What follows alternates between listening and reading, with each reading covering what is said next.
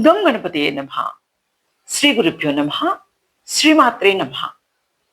కురువిందమని శ్రేణి కణత్కోటీర మండిత అనగా అర్థం ఏమిటి?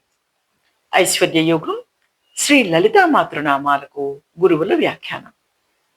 అమ్మవారి కిరీటం నిండా కురువిందమణులు వరుసలుగా కూర్చబడి ప్రకాశిస్తున్నాయి. అమ్మవారి శరీర కాంతి అరుణవర్ణమే. కిరీటంపై ఉన్నవి ఎర్రని కెంపులే. కామానురాగ కురువింద జేషు అంటాడు కృష్ణుడు. కురువిందములు ఎర్రగా ఉండి కామాన్ని, అనురాగాన్ని పెంపొందింపచేస్తాయి. వీటిని ధరిస్తే హరిభక్తి పెరుగుతుందని గరుడ పురాణంలో ఉంది.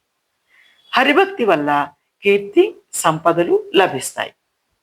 శిరోమణి అయ్యే భాగ్యం కురువింద మణులకు ఉంది.